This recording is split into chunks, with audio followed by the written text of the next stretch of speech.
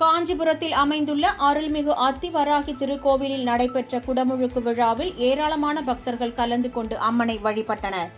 கோவில் நகரமான காஞ்சிபுரம் பகுதியில் உள்ள சின்ன காஞ்சிபுரத்தில் பகுதியில் உலக பிரசித்தி பெற்ற அத்திவரதர் கோவில் அமைந்துள்ளது.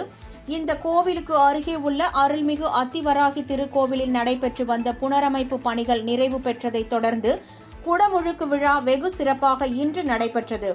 இதையொட்டி யாகசாலையில் இருந்து புனித நீர் அடங்கிய கலசங்கள் புறப்பாடாகி கோபுர கலசத்திற்கு எடுத்துச் செல்லப்பட்டது. இதனைத் தொடர்ந்து மேளதாளங்கள் மற்றும் மங்கள வாத்தியங்கள் இசைக்க கோபுர கலசங்களுக்கு நன்னீராட்டு நடைபெற்றது. இதனைத் தொடர்ந்து அங்கு கூடியிருந்த பக்தர்களின் மீது புனித நீர் தெளிக்கப்பட்டது. இந்த விழாவில் சிவஸ்ரீ அன்புச்செழியன் சுவாமிகள், ஜம்பு மகரிஷி ஆலய நிறுவனர் சங்கரன் உட்பட ஏராளமான பக்தர்கள் கலந்து கொண்டு சுவாமி தரிசனம் செய்தனர். இதேபோல் நாகப்பட்டினம் நாயனக்கார வீதியில் அமைந்துள்ள அருள்மிகு ஸ்வர்ண விநாயகர் கோவில் குடமுழுக்கு விழா வெகு விமர்சையாக நடைபெற்றது. இதனைத் தொடர்ந்து ஸ்வர்ண விநாயகருக்கு அபிஷேகம் மற்றும் தீபாராதனை நடைபெற்றது. இதில் திரளான பக்தர்கள் கலந்து கொண்டு சுவாமி தரிசனம் செய்தனர்.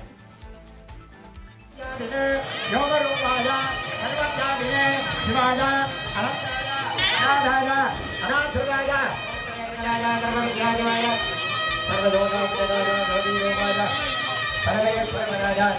सर्वलोकाय